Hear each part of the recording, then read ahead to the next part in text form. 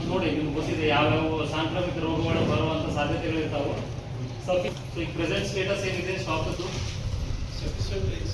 ಹಾಂ,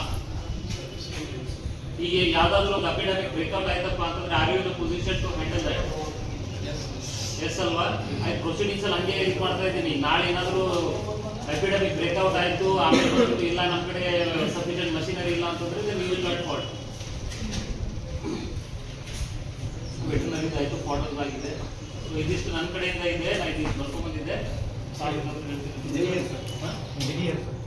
ಇಂಜಿನಿಯರ್ಸ್ ಬಂದಿದ್ದೀರಾ?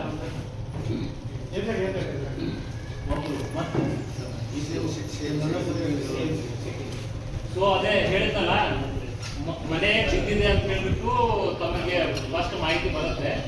ನೀವು ಒಂದು ಸ್ವಲ್ಪ ವಿಲೇಜ್ ವೈಸ್ ಗ್ರೂಪ್ ಮಾಡ್ಕೊಂಡು ಹೋಗ್ಬೋದು. ಅದು ಒಂದು ಅಥವಾ 2 ದಿನದಲ್ಲಿ ವಿಸಿಟ್ ಮಾಡ್ಕೊಂಡು ಬಂದರೆ, ನಾ ಆಗಲೇ ಹೇಳಿದ್ದೀನಿ, ಆದಷ್ಟು ಇನ್ಎಲಿಜಿಬಲ್ ಕೇಸಸ್ ಅನ್ನ ನೈಟ್ ಪಾರ್ಟ್ ಆಗುತ್ತೆ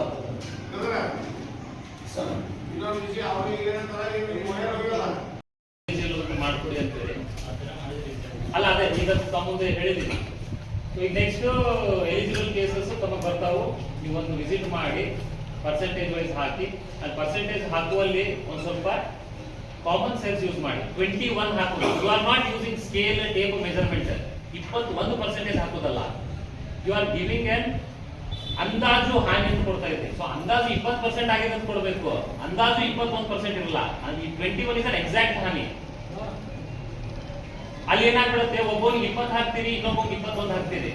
ಇವ್ನಿಗೆ 6,500 ಬರುತ್ತೆ, ಇವ್ನಿಗೆ 25,000 ಬರುತ್ತೆ. ಅವಾಗ ನೀವು ಅಂದಾಜು ಹಾನಿ 30%, ಅಂದಾಜು ಹಾನಿ 40%, ಈ ತರ ಹಾಕ್ಬೇಕು. ಇವಾಗ 40 ಹಾಕ್ಬಿಟ್ಟು ಇನ್ನೊಬ್ಬ 41 ಹಾಕ್ಬಿಟ್ರೆ ಇವ್ನಿಗೆ 25 ಬರುತ್ತೆ, ಅವ್ನಿಗೆ 80 ಬಂದ್ಬಿಡುತ್ತೆ. ಸೊ ನಾನು ಯಾವಾಗ ಎಲ್ಲಿ ಕೆಲಸ ಮಾಡಿದ್ರು ನಾನು ಇದೇ ಹೇಳೋದು, ಯು ಆರ್ ಗಿವಿಂಗ್ ಅಂದಾಜು ಹಾನಿ, ಅಪ್ರಾಕ್ಸಿಮೇಟ್ ಲಾಸ್ ಕೊಡ್ತಾ ಇದ್ದೀರಿ. You need not give 22, you need not give 23, approximately 25%. ಒಂದು ಹೋಲ್ ನಂಬರ್ ಕೊಡಬೇಕು. ಒಂದು ಇದು ಸರ ಗಿಡದ ವಾಲ್ ತಗೊಂಡು ಆಗಕ್ಕೆ ತಗೊಂತಾರೆ. ಅದಕ್ಕೆ ನಮ್ಮ ಕಡೆದು ಆಳ್ಬಿಡ್ತೀವಿ. ಸ್ವಲ್ಪ ಅವ್ರು ಬಂದು ಲೈನ್ ತೆಗಿಕೆ ಅಷ್ಟು ವಾಲಿ ಎಲ್ಲ ಕ್ಲಿಯರ್ ಮಾಡ್ಕೊಟ್ರಪ್ಪ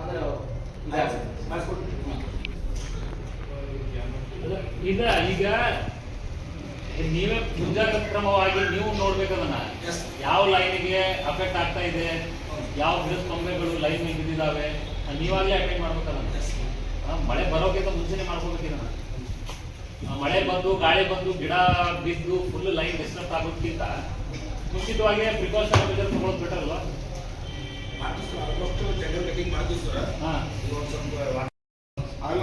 ಸಪೋರ್ಟ್ ಮಾಡಿ ಮಾರ್ಗದರ್ಶನ ಕೂಡ 100% ನಮ್ಮ ಸಿಬ್ಬಂದಿ ಕೋಆಪರೇಷನ್ ಮಾಡ್ತಾರೆ. ನಿಮ್ಮ ಇವು ಗಟರ್ಸ್, ಡ್ರೈನೇಜಸ್ ಅವೆಲ್ಲ ಕ್ಲೀನ್ ಮಾಡ್ಕೋಬೇಕು. ಅಲ್ಲಿ ಕಸ ಬಿದ್ದಿರ್ತಾವೆ, ಆ ಕಸ ಎಲ್ಲ ಡ್ರೈನೇಜ್ ಒಳಗೆ ಬಿದ್ದುಬಿಟ್ಟು ಮಳೆ ಒಂದು ಸ್ವಲ್ಪ ಪ್ರಮಾಣ, ಒಂದು 5 mm ಆದ್ರೂ ಕೂಡ ಅಲ್ಲಿ ನೀರು ನಿಂತಿದೆ, ಇಲ್ಲಿ ನೀರು ನಿಂತಿದೆ ಅಂತ ಕಂಪ್ಲೇಂಟ್ ಬಂದಿರ್ತಾವೆ. ಸೊ ಪ್ರಿಕಾಷನರಿ ನೀವು ಹಳ್ಳಿಗಳಲ್ಲಿ ನಿಮ್ಮ ಡ್ರೈನೇಜಸ್ ಏನಿರ್ತಾವಲ್ಲ ಕ್ಲೀನ್ ಮಾಡ್ಕೊಡ್ರಿ. ಸಿಟಿಯಲ್ಲಿ ಆಮೇಲೆ ರೋಡ್ಸು ಸ್ವಲ್ಪ ಆ ಕಡೆ ಇದು ಆನಿಮಲ್ ಇರ್ತಾವೆ, ಅದ್ರ ಪಕ್ಕದಲ್ಲಿ ಯಾವ್ದಾದ್ರು ಡ್ರೈನೇಜ್ ಒಂದು ಸ್ವಲ್ಪ ಓವರ್ ಇದಾಗಿ ಡ್ರೈನೇಜ್ ನೀರೆಲ್ಲ ರೋಡಿಗೆ ಬರುವಂತ ಸಾಧ್ಯತೆಗಳಿರ್ತಾವೆ. ನಾವು ಕ್ಲೀನ್ ಮಾಡ್ಕೊಂಡ್ಬಿಡ್ತೀವಿ. THO